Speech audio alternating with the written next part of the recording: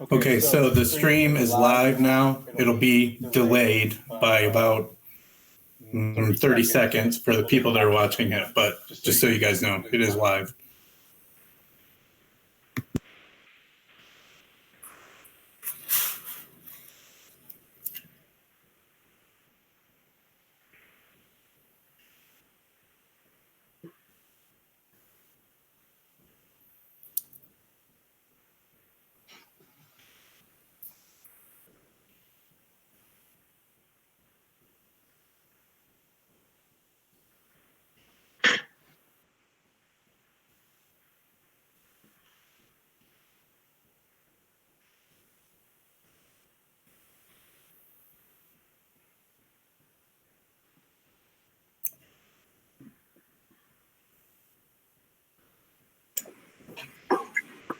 Hello.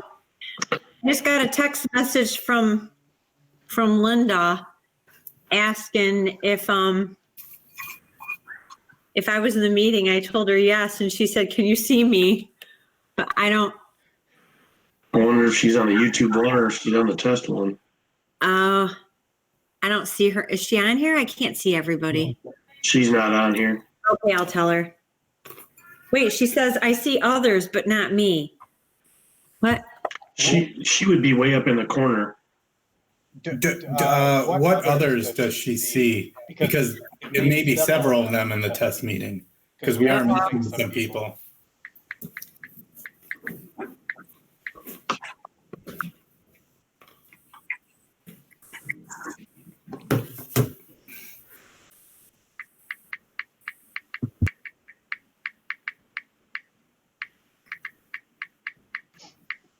Oh, there's Kyle.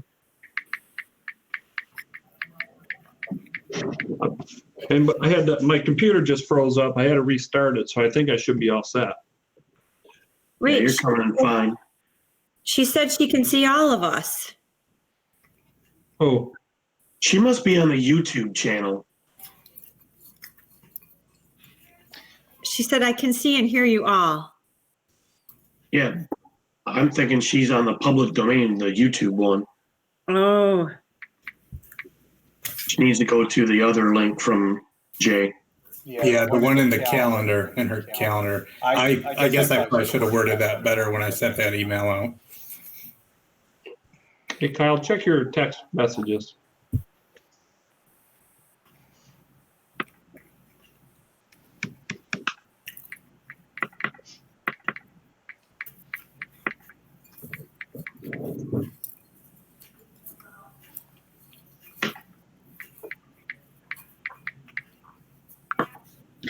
okay.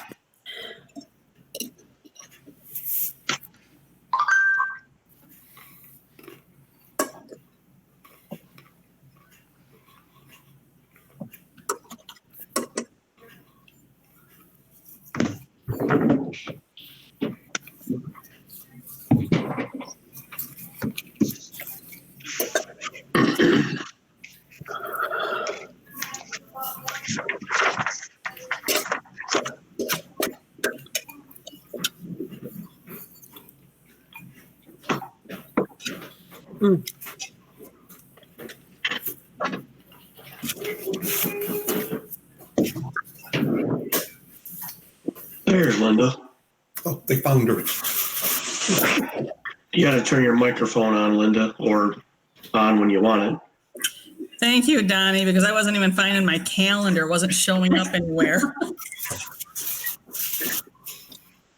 So I think we're only missing Paul.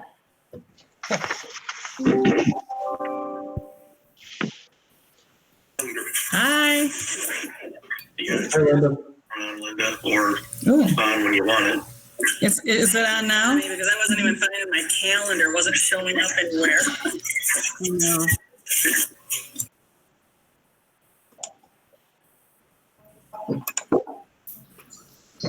All right, it's 7 o'clock. Ready to start the meeting? Yes, sir. All right, I'd like to call this meeting to order. I'd like to welcome you, if you'd please join me for the Pledge of Allegiance. I pledge allegiance to the flag of the United States of America and to the republic for which it stands, one nation, under God, indivisible, with liberty and justice for all. All right, roll call, please.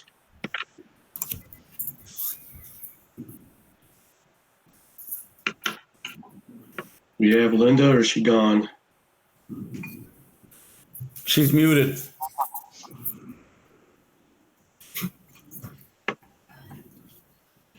She's frozen on mine.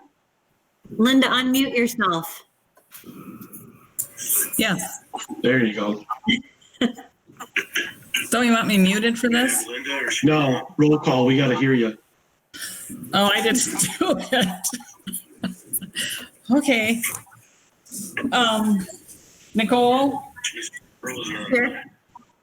Linda, unmute yourself. I did. Linda, you still I have did. the- do you still have that YouTube window open? Roll call. We got to hear you. No, I didn't do it. Paul? Okay. Here. Nicole? Chris? Here. Linda, unmute yourself. Jara? Here.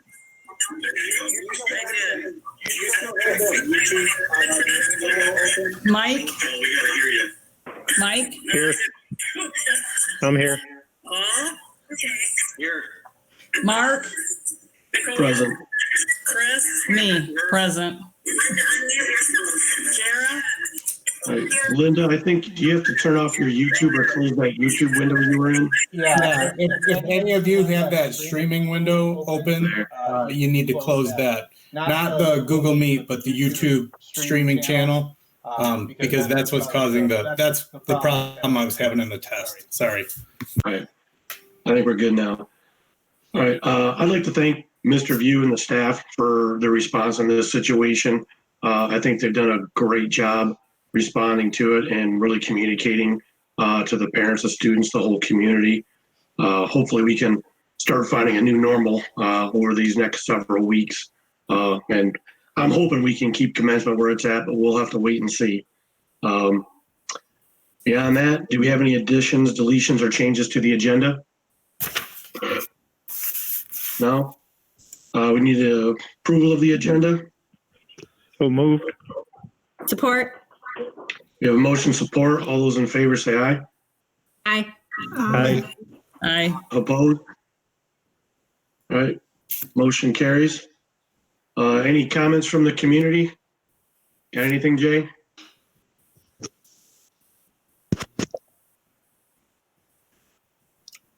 None? Hold Hold on. Sorry. Let me check one more time.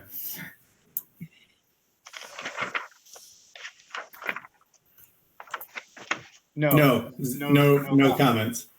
All right, seeing no comments, we'll move forward with the consent agenda. I'd like to make a motion to accept the consent agenda and pay bills totaling $1,988,897.71. Support. We have a motion support on the consent agenda. Any discussion? Seeing none, need a roll call vote, please. Mike Bauer? Yes. Nicole Jones? Yes. Paul Palmerville? Yes. Chris Radish? Yes. Linda Anderson? Oh, Jara? Yes. Jara, yes. And Mark? Yes. Motion approved.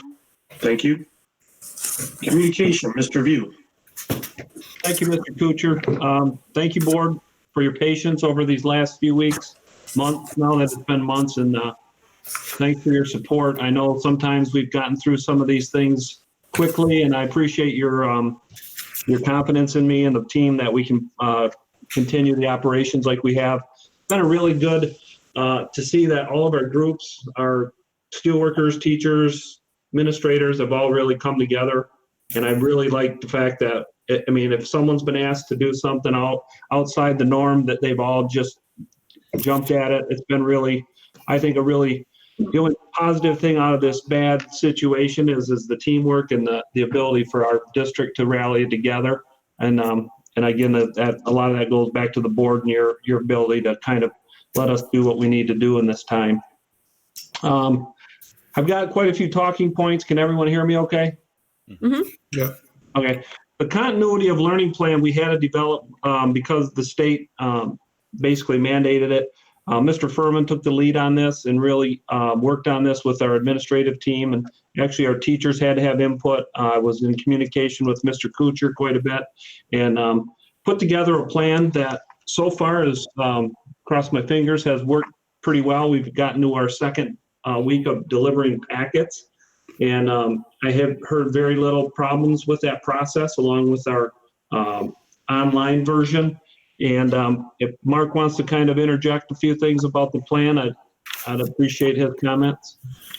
Yeah, and I think, again, just like Mike said, it really was a team effort. The administrators started putting the plan together. We got input from teachers and parents and community members, and really once the plan was in place, the teachers began to meet and plan out the learning paths, and they've done an excellent job of getting that ready. And like Mr. View says, I've heard very few complaints and a lot of gratitude for the work that we've done getting the Chromebooks out to kids and getting packets and information in the kids' hands, and a lot of compliments I've heard from our community.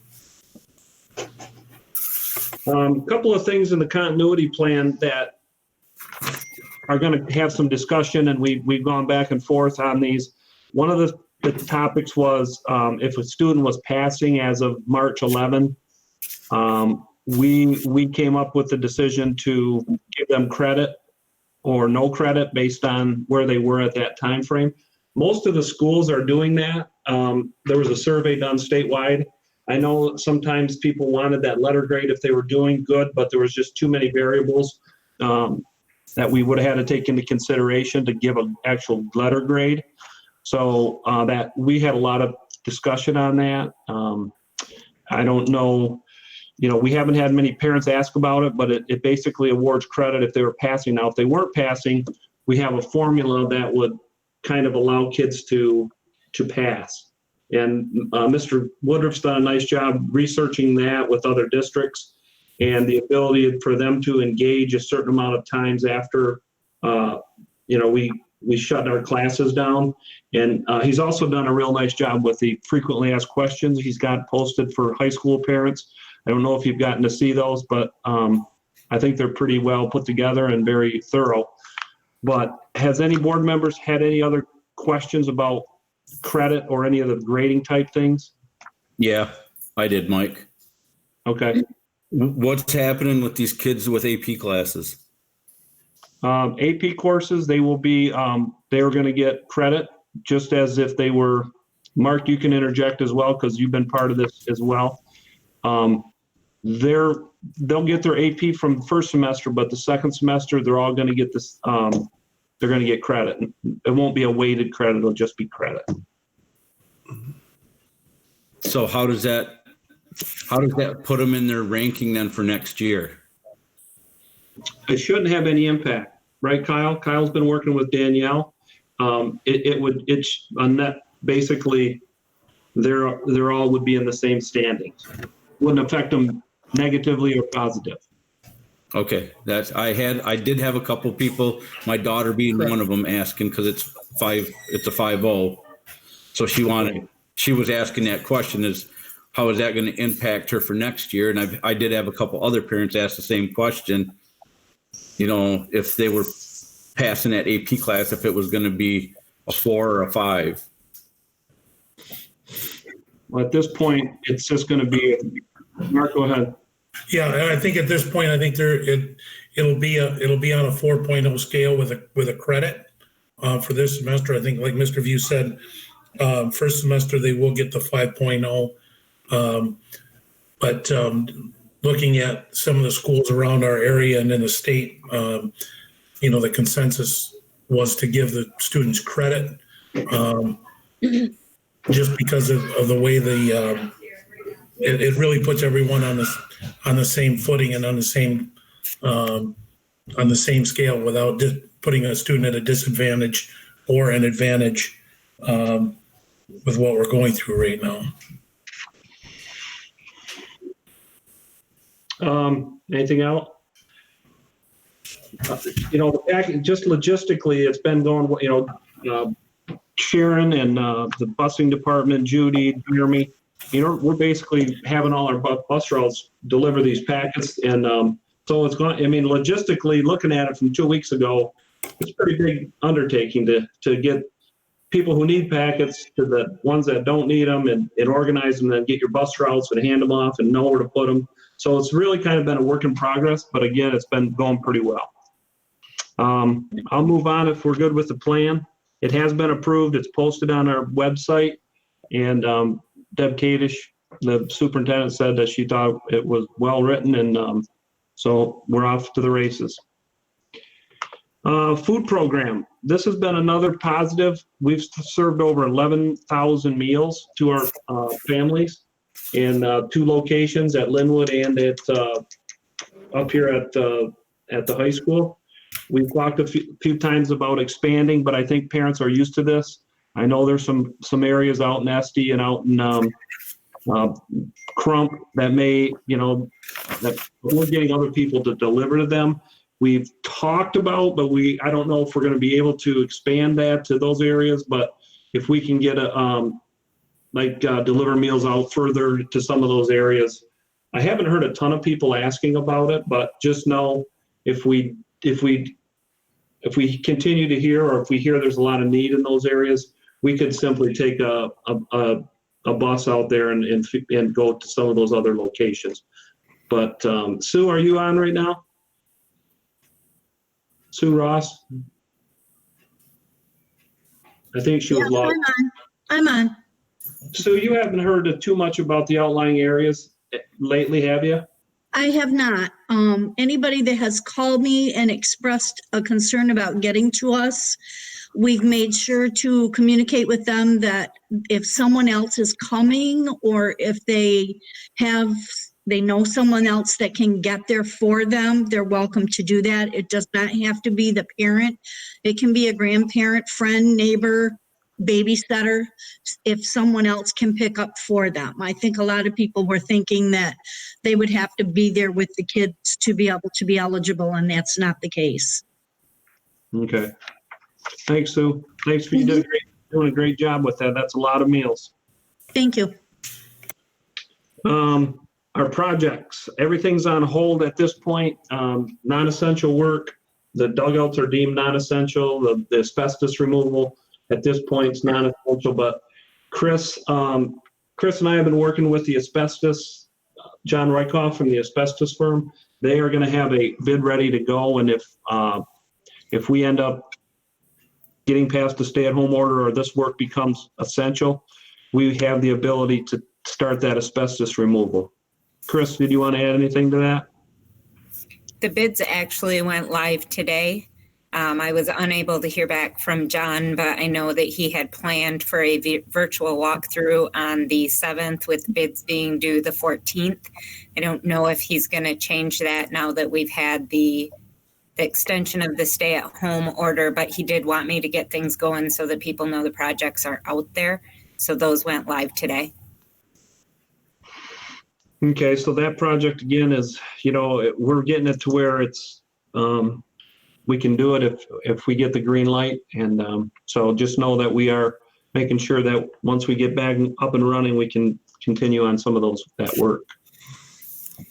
Any questions about those?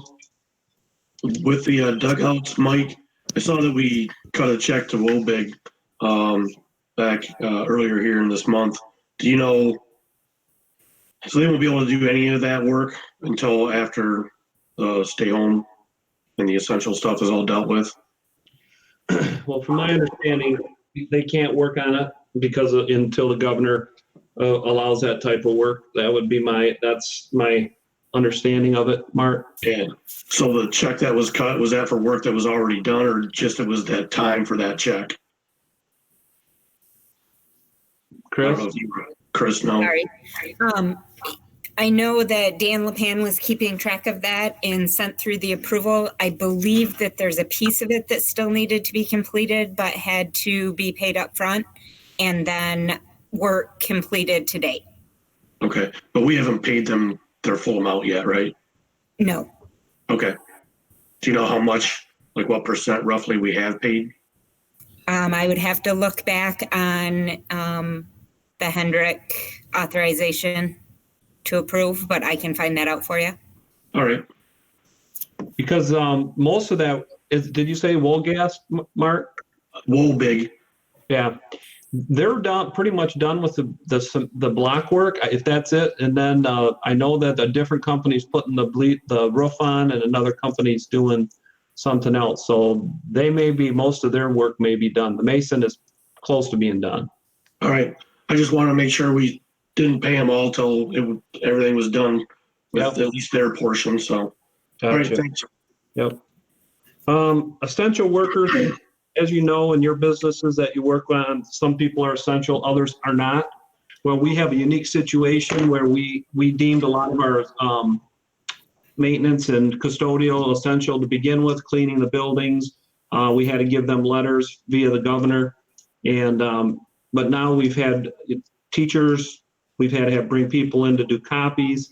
So we really have a kind of a rotation of people to where some are coming in on a rotating basis, some are as needed.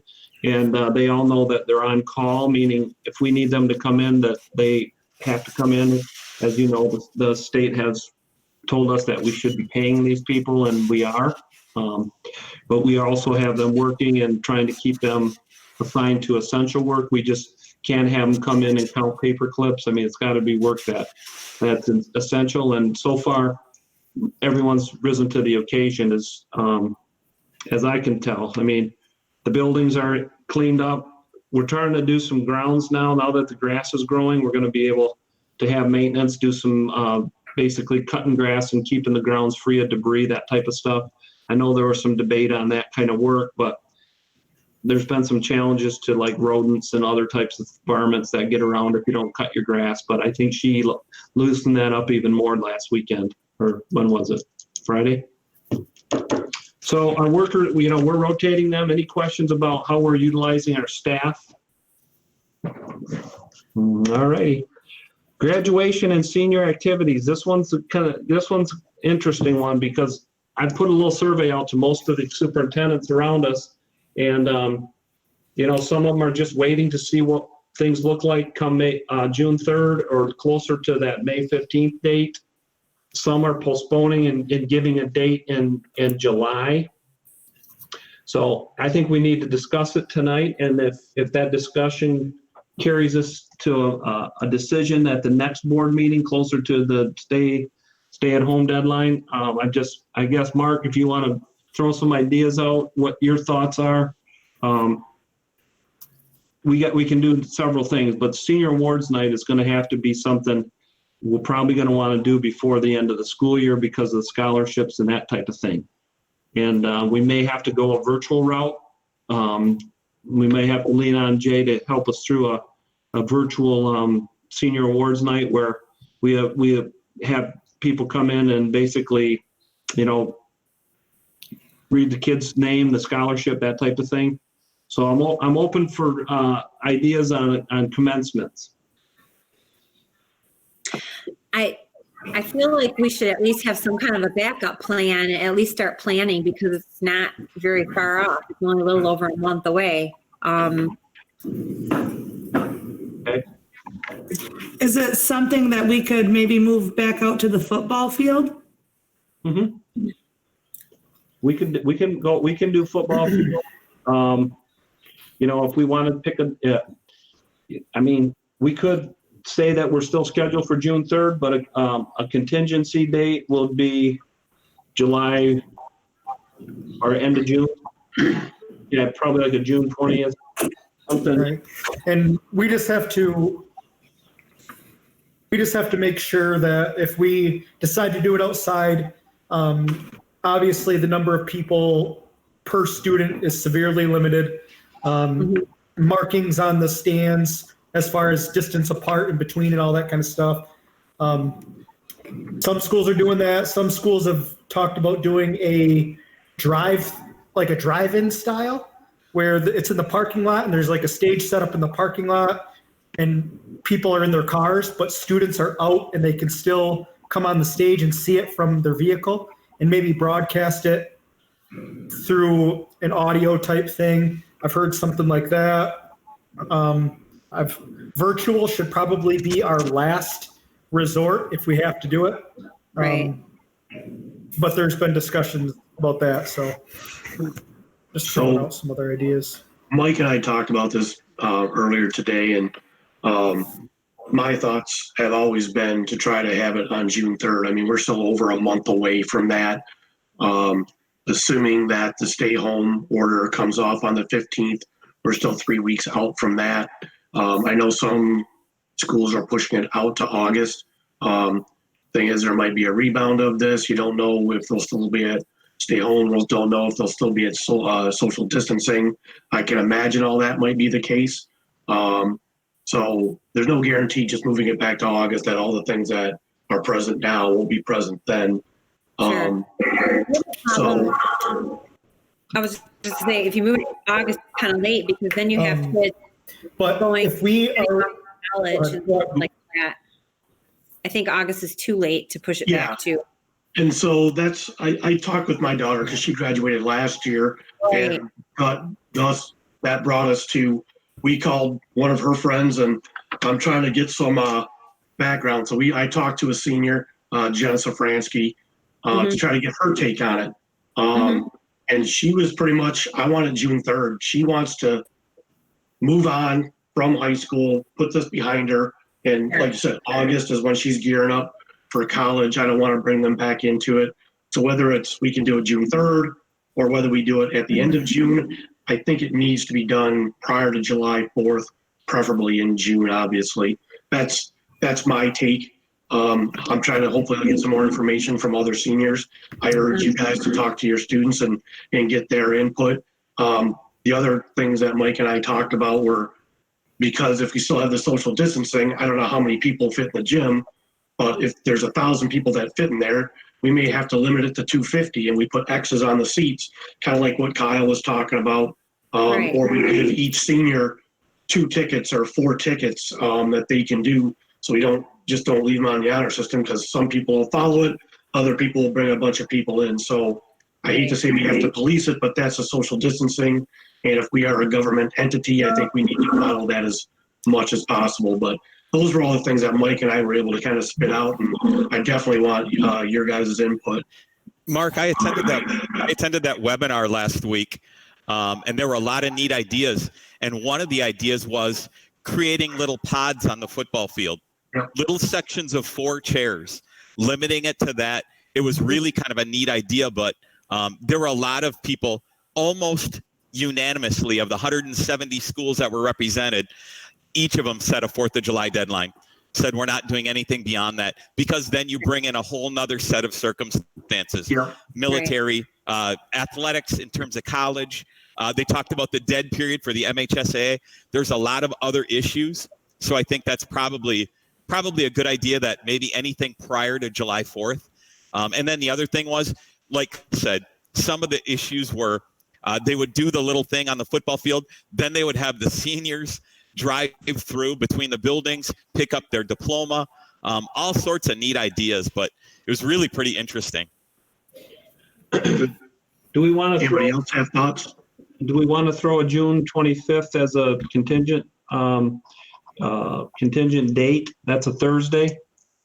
I think that's a good idea. I mean, even if the stay-at-home order is lifted June 3rd or even the end of June, you're still going to have to, I mean, like I said, they're going to lift this in phases, even nationally. So you're still going to have the social distancing. They've canceled all athletic events and festivals for the whole summer because you can't gather together in big crowds. You're still going to have to do the social distancing. So even if we do hold it, or you can't have that big crowd in the gym, you're going to have to make sure you have the spacing and limited amounts of people. So Right. I think it's good to have a contingency plan and push that to the end of June and still plan on how we're going to do this, whether it be June 3rd or the end of June with the social distancing. And Dwayne, since you've gotten a bunch of neat ideas from the webinar, yeah, definitely your input would be valuable. Yeah. Mr. Ravish, any thoughts? No. You're a lot of help. We have to do something for the kids so they graduate. We can't take that away from them. Oh, Yeah, for sure. I agree, and I like what I'm hearing. So is it the consensus that if the stay-at-home order is lifted and we know we're gonna have social distancing, is it that we want to try to do June 3rd as much as possible? But if we're still on stay-at-home, then we have to push it back? But so I'm a little confused as my understanding of if it's lifted on May 15th, that is when the earliest we begin phase 1 would be 2 weeks after that date, and that's only like 10 people, isn't it? If we're following the federal guidelines with phases. Yeah, I don't know. I guess I don't know that, so we'd have to look into that. What's allowed, and it's also because I think our clock starts if it's lifted. It's not a free for all. We begin to work towards phase 1 from May 15th to June 1, and then if everything goes to court, then we move into phase 2. I think the other thing we have to look at is it based on square footage? If we have it in a gym, is it 25% capacity? I mean, I know that's kind of what they're doing shopping wise. It's unreal to have 50,000 square feet, but only limited to 9 people, So I think we need to look into that. I'm not aware, but I'm glad you brought that point up. So we'll have to see what's allowed. And if we move it outside, does that make it, where we can have more people? Yeah. I don't think there's. It is just healthier. I don't think there's. Well, Jara, go ahead.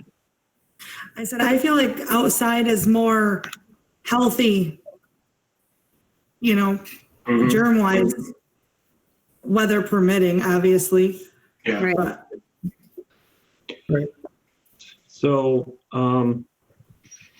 I guess what's going to be our company line here that we're still looking at it. We're going to look at the stay-at-home order. We haven't officially canceled June 3rd, but we are eyeing the 25th as a potential postpone date. I think so. I think that's a good way to put it right now. You get that, Craig? Yeah. Okay. Senior award night. When is that scheduled for, Kyle? Hold on, let me look at my calendar here. Yeah. Because that's a night. That's one of the biggest nights of kids getting their awards and stuff. It might be difficult to do it virtual, but I think we need to do that before school gets let out. Unless others don't, I just think it's important that they get their scholarship awards and all that kind of stuff. Right. Hold on, let me. I can't see it on my calendar. It's sometime in mid-May, I thought, but mid to late May. Mid to late May. But we got some planning.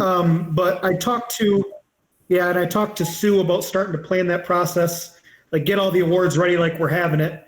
And hopefully we can get Julie in to start pulling some records and getting everybody's scholarships and stuff in order so they can work towards that. And at least so it's all ready, and whatever we decide to do, it'll just be ready to go. So. Okay. So we're going to plan on doing senior awards some one way or the other before school's out in a virtual manner if necessary. Mike? Yeah. Right. That's currently scheduled for May 20th. Okay. There we go. That gives us a little time. Kids are pretty well adept to getting into meetings like this. There's just no way we're going to be able to put them in the gym, I don't think. And unless, it's just, we're going to be thinking this, we'll be looking at other districts too on this one. The last thing I wanted to talk about, I emailed the board recently, was been approached by Cliff, and they want to put together some type of a ceremony to honor our seniors. And it started out kind of generic, but it was maybe some fireworks for the seniors. I know they've done some more planning. They've talked to Dwayne about potentially doing some other things for the seniors. Any thoughts on that process? I mean, I know there's some things that fireworks would bring into.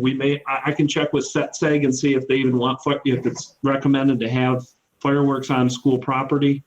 Mark and I again talked a little bit about this. I know the community has really jumped on board with, they bought signs for kids. They've been out to the football lights, but I just want to make sure what your thought is on doing some type of a recognition night for the seniors. Any comments? Any words of caution? Don't do it. Do it. Be careful. Mark, you have some ideas?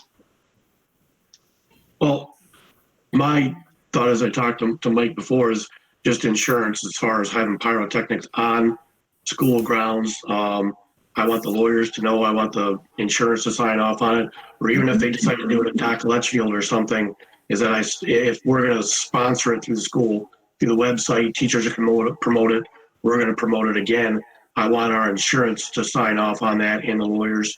So that's something I'd rather not mess with as far as that pyrotechnics. If they want to do this through social media and the community wants to do it itself, those are my thoughts. But Mike and I have already talked. I want Mike and I want to hear the rest of the board's thoughts on involvement on this. We have senior awards nights. We have graduation. Where does something like this fit in, and where does the school fit in with it, if it does? Let me put my consent. First of all, you can't set off pyrotechnics. You're going to have somebody do it. It's got to be a licensed pyrotechnician to do it. Right. Nobody can just go buy it and do it, because you can't do it right now. You'd have to get the permits through the city. There is pyrotechs I know that would do it just to do it, and I can get those names, and I think it's a good idea. But as far as and they're covered by their own insurance, so it's not that we're liable for anything, because they have to have $1 million liability policy when they start. Yeah, Cliff had said he knew somebody who is a licensed pyrotechnician. But I don't want to get the cart in front of the horse if this is something we feel is, I want to get some consensus from the board. I don't think that we should do it personally. This is Mike. I'm okay with doing something to honor the seniors, but fireworks, I think, is a little bit out of line. And what if they decide, this is really a community event. If they decide that they want to do the fireworks and they do it via their, they're going to do this event at Doc Litchfield because they shoot fireworks off there in the past. They have that venue, and it's not really school sponsored, but it's a community event. Are you comfortable with something like that? Yeah, but I wouldn't be going there handing out diplomas or nothing like that either. This is going to be then a community only thing. Right. If you want to go watch it or something, that's up to those that want to attend, but steer clear of it being anything sponsored by the school district. Okay. I agree with Mike. I agree.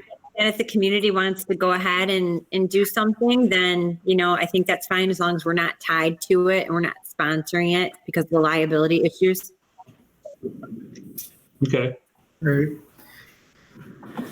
Because I can guarantee that the school, as a school district, when we bring in the pyrotechnics or whatever, and we are putting this event, there's going to be a ton of people. They're going to be hanging out. They're going to be hugging. They're going to be taking pictures together. And it's going to really promote an atmosphere where everybody's getting together. And it's going to be very, very hard for us to police, social distancing. Oh, make sure you're 6 feet apart. Make sure you have your mask on. And if somebody catches something and it was our event that did that, that's not a good thing. Okay. Any other questions about that? All right. Emergency powers for superintendent. A lot of these powers have already been utilized, I guess, because we didn't have a board meeting. But it allows me to do things like adjust the calendar, do things with credits, do things. You read the two resolutions. Did you have any questions about them? Basically, allows me to work and able to execute this Executive Order 2020-35, adjustments to calendars, employee work schedules and assignments, that kind of stuff, which I've had to do. And again, thank you for your confidence that we could pull this off. But I just wanted to make sure that you had any questions before you voted. If there was anything in there that looked like it's really boilerplate. Every district in the state's got these, so I'm not getting any real special powers, just the same ones that the others had. All right, getting to the end here, guys. It's our first meeting. We're 36 minutes in.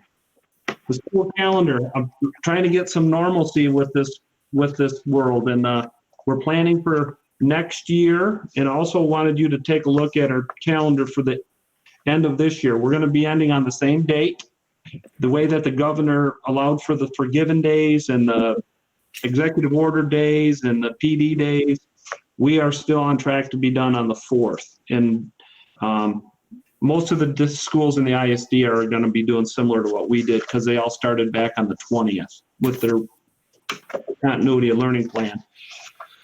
Next year looks pretty similar to this year's calendar. I wanted to get it out there for families. We will be starting September 1, which is a pre-Labor Day start. We'll have 3 days of school before Labor Day. We are going to use some professional development time that the governor and the Department of Ed have allowed us to use as instructional time. So there's a few days in there that we have PD that actually count as instructional time. And we did not use all of it. We only used a couple of days, which I think is in good faith that some schools just took all those 5 days and chopped them off their calendar. And we didn't think that was the best idea. And working with George has been pretty good on the calendar. And actually through all this, a lot of schools are forced to sign memos of understanding with their teacher groups about some of this stuff. And it's pretty restrictive, but our teachers have worked real well hand in hand. And so far we've gotten good response from them. They've been good to the cause, and we haven't had any real issues with, some of them have to get their packets in a little sooner, but those are things we're working through. But overall, it's been a good process. So any questions about either calendar? That look pretty similar. So worked with the ISD, asbestos, budget. Just a couple of things to put out on people's radar. We may have to be looking at a budget meeting.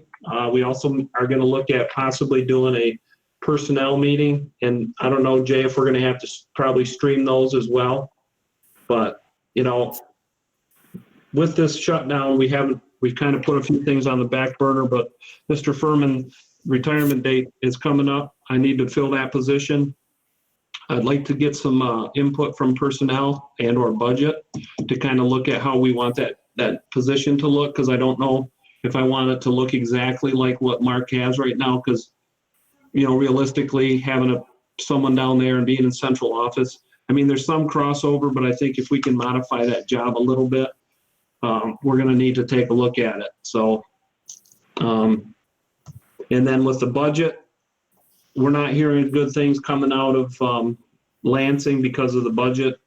That there's no sales tax being collected, income tax. They're talking possible proration maybe this year, but for sure next year, looking at anywhere from $200 to $400 a kid. Now, whether that's going to transpire, if there's some federal bailout money, we don't know that, but nothing has been that I've heard from any of the organization has been good about next year's budget and the following year. So we may have to sit down and take a look at what we want to prioritize going into 2021. And I know Mike and I have talked about our projects and trying to get those done, and then taking a look at next year where we see the the budget. So anybody else heard similar things? Your numbers are better than mine. Meeting at my district on Saginaw, we were hearing $350 to $1,000 Yeah. a student decline. I've heard that, no, those numbers too. I mean, I know that, I don't know how how the state could do that and expect schools to continue, but you know, I know we're in some strange times, but I think for sure we need to look at next year with know that we're more than likely going to get less revenue. Mm-hmm. So that's all I have. Any other questions for Mike? All right, thank you, Mr. View. Mr. Furman, how'd those SAT and MSTEP go? Oh, they're done. They're done, and the scores are outstanding. Are they? But yeah, as you know, the MME and the MSTEP test have been mixed for this year. They're looking at doing an SAT in the fall for our juniors. We do not have a date yet. A couple things that I wanted to mention. AP tests are going to be given this spring. As a matter of fact, the tests are going to begin in about 2 weeks. The test will be online. The tests are 45 minutes long, and it is all short answer. We have been in contact with our students. One of the things that AP did last year in the fall, they instituted a new policy and a new system called AP Classroom, and they were able to use, our students are able to use that AP Classroom to deliver all the instruction and turn in all their assignments. So we've been fortunate and really haven't missed a beat with our AP kids because all that was already online and those systems were already in place. But we have been in contact with all our kids. The test will be delivered to students through their email that they have on their on the College Board website. Students will have 45 minutes to complete the exam. They can use notes, they can use internet, but the big thing is they've got to be able to complete the exam in 45 minutes. So again, we've contacted all of our students. All of our students, they do have access to technology. That was one of the commitments we made, was to make sure that all of our students could take the test online, and our teachers have done a great job of making sure that is a possibility. So at this point, we're all set and ready to go. Again, the test will begin in about 2 weeks. There will be a makeup in June. They're anticipating that there may be some internet issues or connectivity issues, so there will be a makeup in June as well. And I'll keep you updated as we move on. Also wanted to mention that even though everything else in the state of Michigan seems to be on hold, our on-site review is not.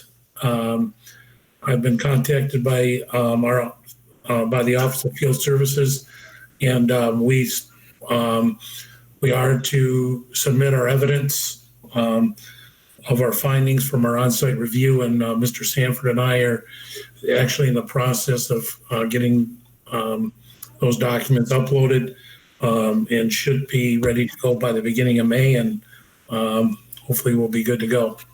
So wanted to update you on that as well. Anybody have any questions?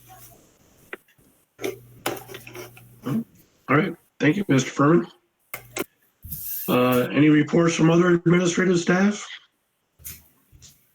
Kyle, Carrie, Dwayne, John? No. No? Yeah, I'll say something. All right, Kyle.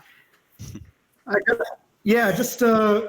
know Mr. V talked about it a little bit. The first couple of weeks, as far as packets going out, we were kind of trying to find our groove. Think we got it now. That is requiring us to call a couple people in to make that process go as efficiently as possible. but we are practicing our social distancing, wearing masks and all that kind of stuff. But this week, we're expecting it to go a lot smoother. The middle school, high school has loaned out over 160 devices to students to help them with their online learning and distance learning. So that's been good. Like the fact that they're calling in and asking for devices is a good thing. So we had a locker clean out, and we probably have about 90% of all of our lockers. Everybody came and picked up everything pretty much. So we have about 10% left over. We're making a few calls this week, but anybody who doesn't come pick up what was left is going to be put on the buses and then delivered via the bus routes with the packets. I believe it's on the board agenda for a new science teacher.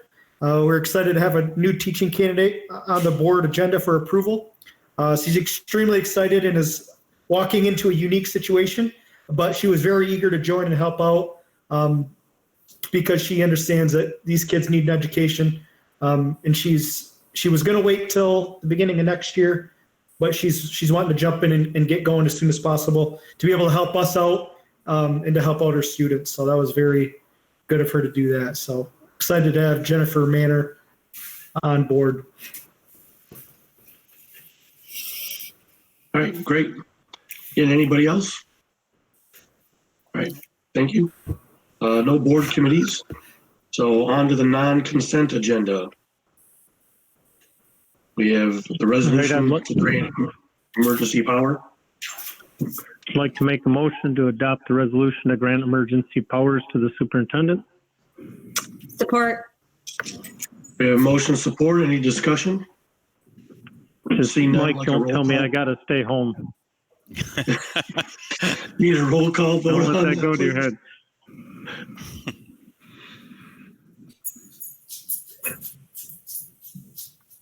Linda, you got to turn your mic on.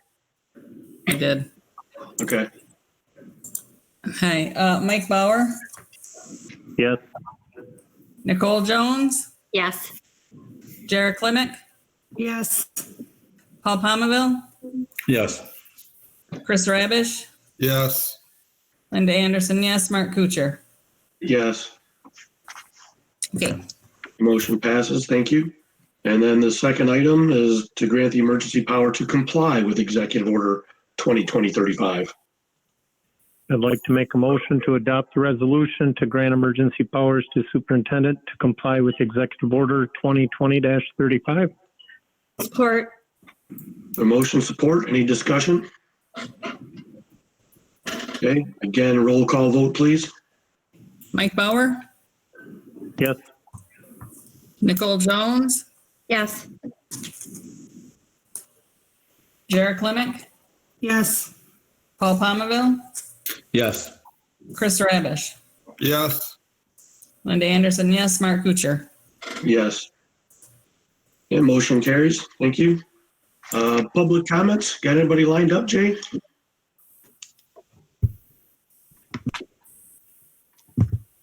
There are none. I just checked. All right. Seeing no public comments, we'll move to discussion items.